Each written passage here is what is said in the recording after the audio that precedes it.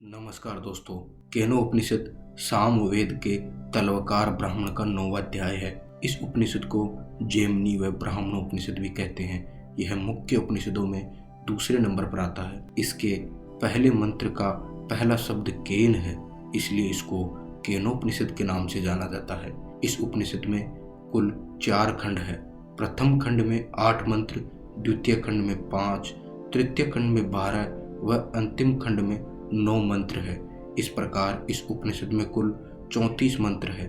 इस उपनिषद का पहला प्रश्न शिष्य में मनोवैज्ञानिक और आध्यात्मिक व्यक्ति का पर्याप्त रहस्योद्घाटन है, जिसने जीवन का परिश्रम पूर्वक सामना किया है और खुद के लिए विचार किया है कि इंद्रिय जीवन का इस जीवन में बहुत कम मूल्य है और इसलिए वह अपने आध्यात्मिक गुरु से जीवन पारगमन की तलाश कर रहा है। यहाँ पर साधक इस निष्कर्ष पर पहुँचता है कि भौतिक इंद्रियां केवल निमित्त मात्र है और इन भौतिक इंद्रियों को प्रेरित करने वाली कोई प्राण शक्ति है। इस शक्ति से प्रेरित होकर ही भौतिक इंद्रियां कार्य करती है। दूसरा मंत्र प्रथम मंत्र का उत्तर है और यह दिव्य सत्य के राज्य का द्वार खोलने की एक कुंजी है। ये दिव्य सत्य हर वस्तु का कुशल कारण व मार्गदर्शक शक्ति है। दूसरा मंत्र बताता है कि परम सत्य को संसार की वस्तुओं की तरह नहीं जाना जा सकता, अतः केवल उपदेशों, इंद्रियों के साक्ष्य तथा अन्य प्रमाणों द्वारा लोगों को ईश्वर में विश्वास दिलाना संभव नहीं है। किंतु जब उनकी संवित वृत्ति यानी सहज बुद्धि काम करती है, तब उसे विश्वास दिलाना व समझाना संभव है। और यह सहज बुद्धि यानी संवित वृत्ति केवल ईश्वर कृपा से ही काम करती है। उपनिषदों के मंत्र सहज बुद्धि वालों का पर्दा उठाते हैं और अज्ञात व अज्ञात को साकार करने के लिए अपने दिव्य सौंदर्य का दर्शन देते हैं। प्राचीन ऋषियों ने ब्रह्म विद्या को ऐसे सुरक्षित ताले में सुरक्षित किया है कि किसी बुद्धिजीवियों के लिए ये खोखला व रहस्यमय होता है, जैसा कि किसी घुसपैठिए के लिए सुरक्षा दरवाजा हो। लेकिन इसकी गुप्त कुंजी उस योग्य शिष्य को देते हैं जिसके पास सहज ज्ञान हो, जिससे वह इसके गर्भगृह में प्रवेश कर सके व वास्तविक सत्य को जान सके। वे जो शुद्ध सहज ज्ञान से संपन्न है, वे उपनिषदों के वाक्यों की गूढ़ अर्थ को आसानी से पकड़ या समझ सकते हैं। आगे के मंत्रों में ब्रह्म को परिभाषित किया गया है कि ब्रह्म अज्ञात नहीं, किंतु उनको आज्ञात्मक प्रक्रिया से नहीं जाना जा सकता है, उनको केवल निगमनात्मक प्रक्रिया से ही जाना जा सकता है, उनको केवल श्रोता पंथ से ही जाना जा सकता है, यानी पूरे शिष्टाचार से गुरु से सुनकर ही जाना जा सकता है। इस उपनिषद में कहा गया है कि ब्रह्म ही सभी जीवों में प्राण शक्ति का मुख्य कारण है। यह ब्रह्म हमारी यानी जीव की भौतिक इंद्रियों की समझ से प्रेय है। बौद्धिक ज्ञान इसको समझने में सक्षम नहीं है, केवल सहज ज्ञान व ईश्वर कृपा से ही इसको समझा जा सकता है। द्वितीय खंड में हम देखते हैं कि गुरु की अनन्य कृपा व दया से ही बहुत भाग्यशाली व योग्य शिष्य, जिसका सत्यता का ज्ञान जो उसको उसके सहज ज्ञान व अभ्यास से प्राप्त हुआ हो, यद्यपि वह पूर्ण है किंतु तो भी वह ब्रह्म को पूर्ण रूप से नहीं जानता और ऐसा भी नहीं है कि वो उसे जानता नहीं है। तृतीय खंड में देवताओं की असुरों पर विजय के बाद सर्वशक्तिमान सर्वज्ञ ब्रह्म यक्ष यानी विष्णु के रूप में देवताओं के विजय के अहंकार का मर्दन करते हैं और उमा देवी देवताओं को बताती है कि उनकी असुरों पे जीत का कारण केवल वह यक्ष यानी ब्रह्म ही है। इससे हम देखते हैं कि यक्ष यानी विष्णु ही सभी वैदिक देवताओं की शक्ति का मुख्य कारण है। वास्तविक युद्ध तो अशुद्ध मन की पशु प्रवृत्तियों जो असुरों का प्रतिनिधित्व करती है वह मानव आदर्शवाद की उच्च अस्पष्टता जो देवताओं का प्रतिनिधित्व करती है, जो इंद्रियों के अध्यक्षता देवता हैं, उनके बीच होता है।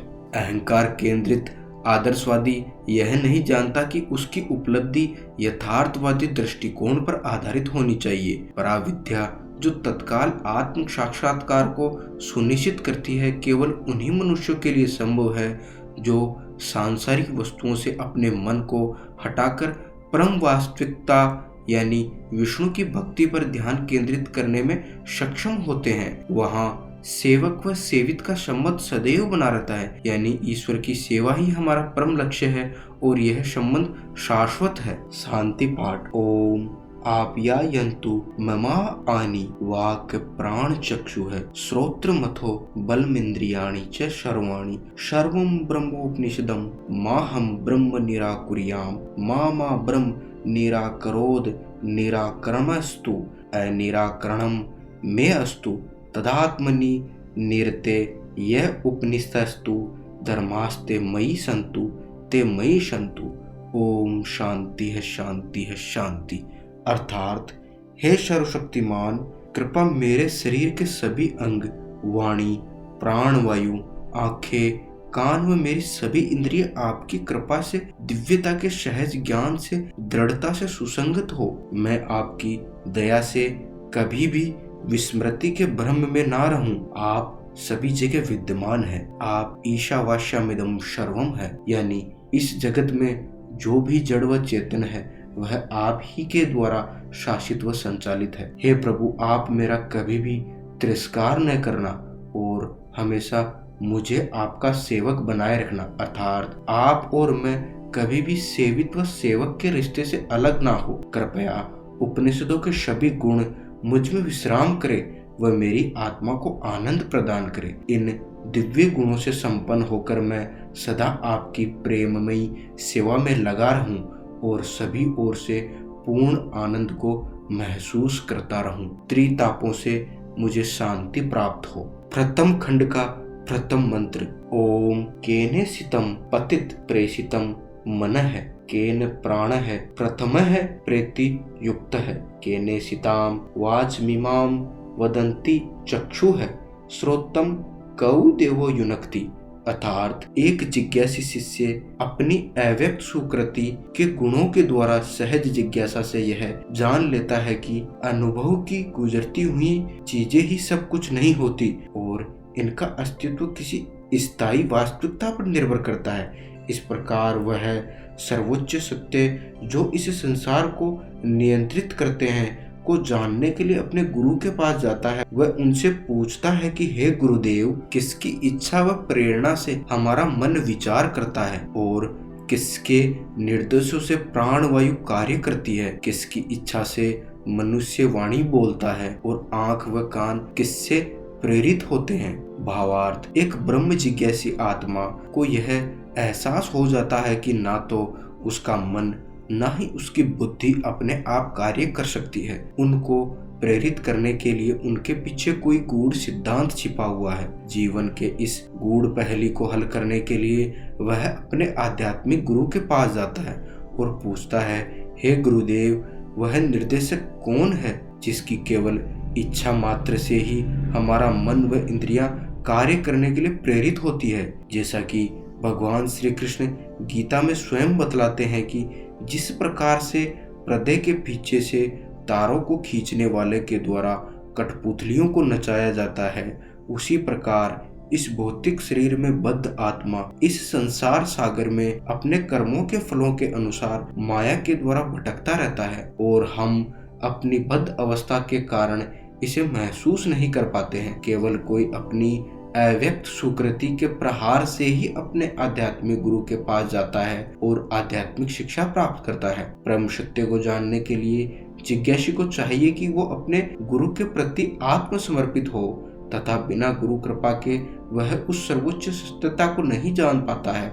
श्वेताश्वर उपनिषद कहता है कि दिव्यता के विज्ञान का रहस्य केवल उसी के लिए खुलता है जो गुरु व ईश्वर की अनन्य भक्ति करता है। भगवत गीता के 3 अध्याय के 36वें श्लोक में अर्जुन भगवान श्री कृष्ण से पूछते हैं, अथ केन प्रयुक्तो अयम पापम चरति पुरुषः अनिच्छनपि वासरणेय बलादिव नियोजितः। अर्थात हे वर्णिवंशी, मनुष्य न चाहते हुए भी पाप कर्मों के लिए प्रेरित क्यों होता है?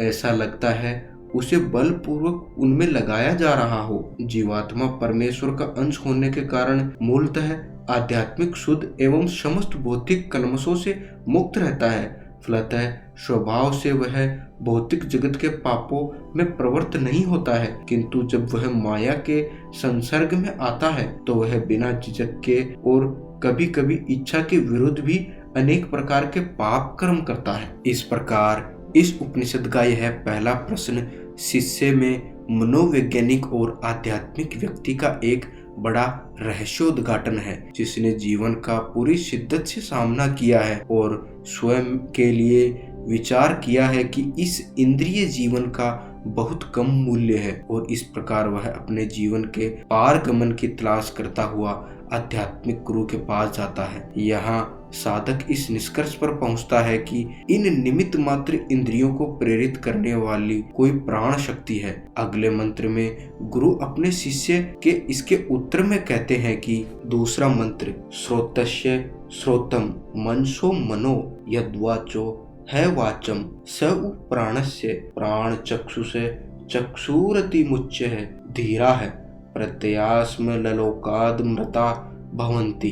अर्थात गुरु उत्तर देते हुए कहते हैं, उनको तुम कानों के कान, मन का मन, वाणी का भी वाणी, प्राण वायु का प्राण, वह आंखों का आंख जानो। इस प्रकार गुरु शिष्य को उस परम तत्व को सांकेतिक भाषा में समझाने की कोशिश करते हैं, अर्थात उस परम तत्व से प्रेरित होकर ही हमारी इंद्रियां कार्य कर सकती है। इनके पास स्वयं की कोई शक्ति नहीं होती और इस प्रकार कर्तापन, मैंपन व आत्मा के प्रति भ्रांति को त्याग कर मनुष्य इंद्रिय विषयों से ऊपर उठ सकता है और ईश्वर प्राप्ति के लिए अमृतत्व को प्राप्त कर सकता है। भावार्थ, गुरु यह एहसास करते हैं कि शिष्य ईश्वर प्राप्ति से संबंधित आंतरिक आत्म प्रश्न में भ्रम की गांठों को तोड़ने के लिए युद्ध लड़ रहा है। अन्यथा गुरु के लिए यह बताने के लिए उपयुक्त नहीं है कि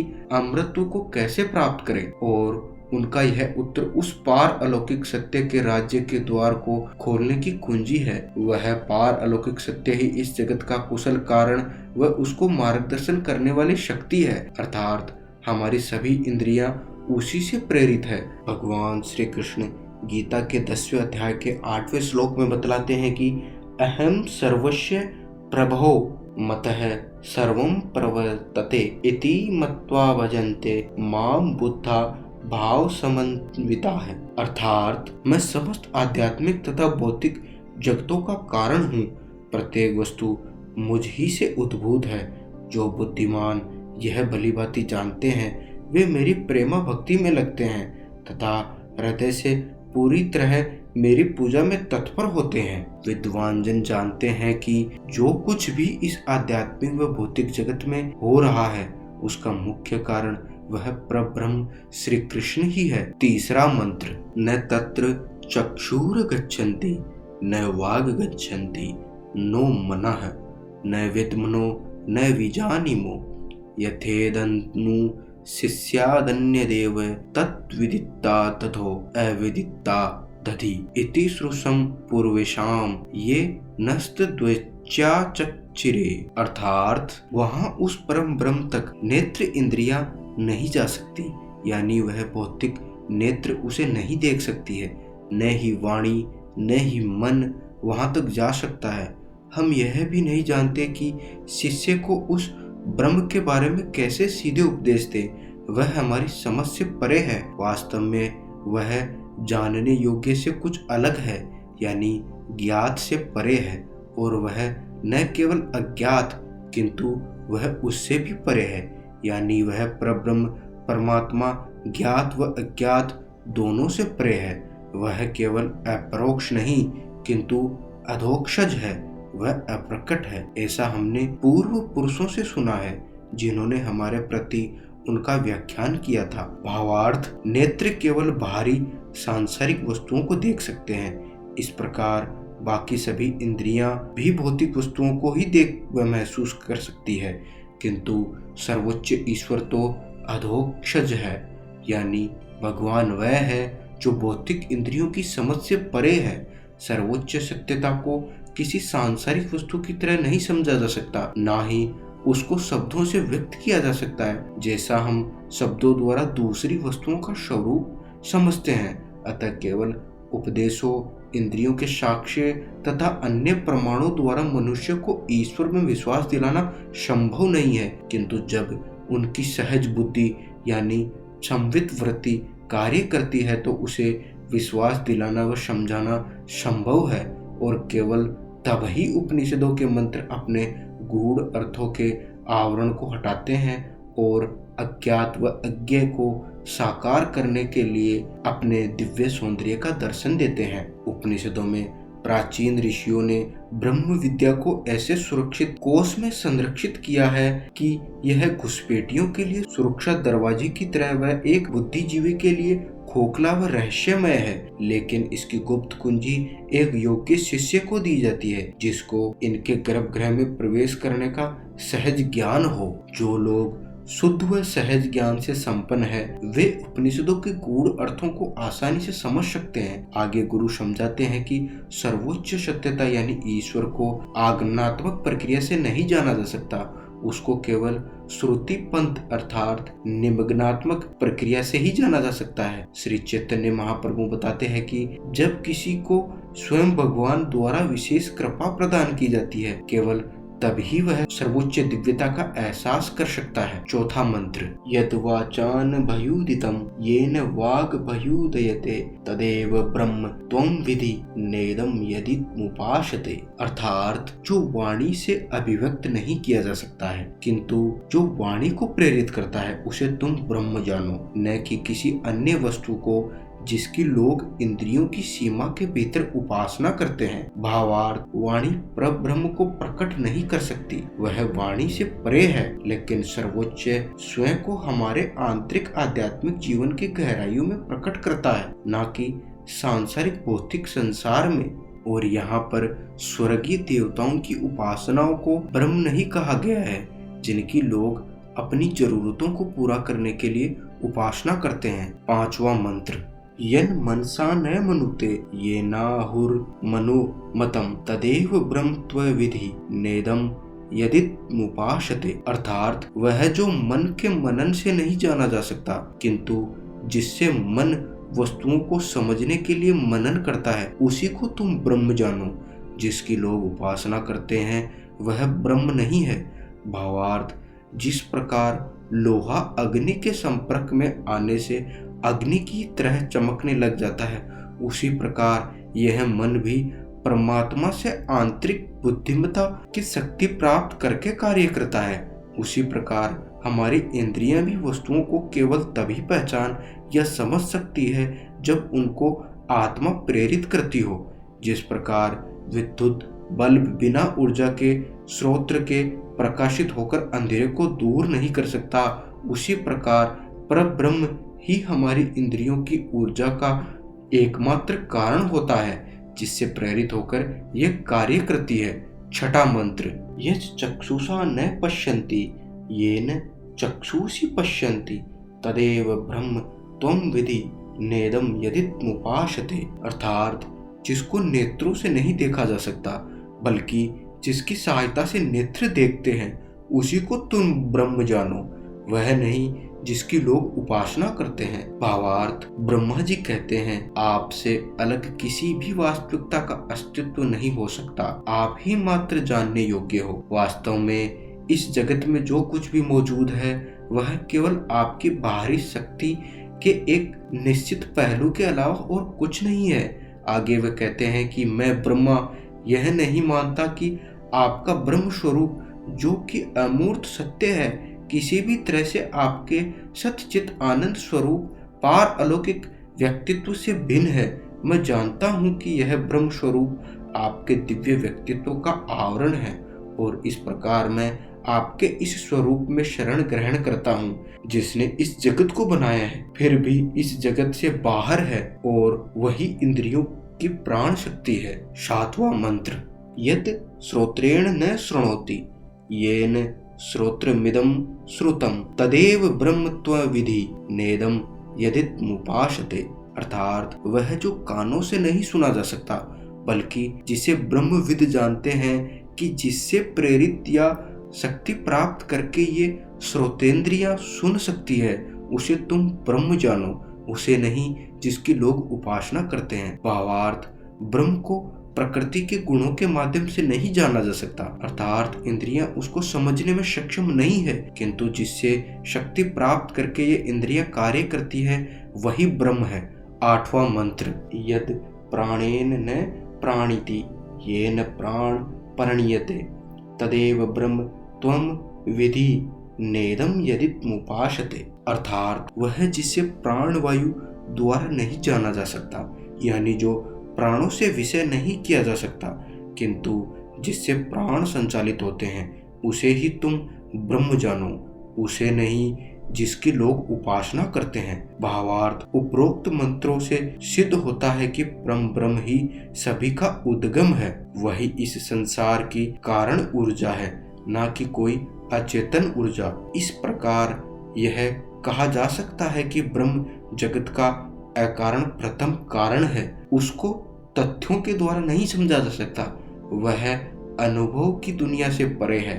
यहाँ पर स्पष्ट होता है कि परब्रह्म भौतिक इंद्रियों यानी मन, आँख, कान, प्राण आदि से नहीं जाना जा सकता, फिर भी वह सकारात्मक चेतन जीव है, अस्तित्व से रहित एक पूर्ण सत्ता अकल्पनीय है। वह सबसे उत्तम प्राणी है जो अस्तित्व में है, किंतु अनुभव के संसार से उसे महसूस नहीं किया जा सकता, वह इस संसार से परे है। श्रीमद् भागवत कहता है कि वह सर्वोच्च भगवान नारायण है, जिनके स्वयं के अस्तित्व का कोई कारण नहीं है, यानी वह स्वयंभू है और वह इस जगत के सर्जन, पालन व विनाश का कुशल कारण है। वह सदैव तीनों अवस्थाओं यानी जागृत, स्वप्न व सुषुप्त में सदैव आत्मचेतन है। वह माया के प्रभाव से परे होते हुए भी इस संसार में व्याप्त है, उन्हीं को वास्तविक सत्यता के रूप में जानो। केनो उपनिषद के प्रथम खंड का व्याख्यान पूर्ण हुआ। आगे के व्याख्यान के लिए हमारे साथ जुड़े रहिए। धन्यवाद।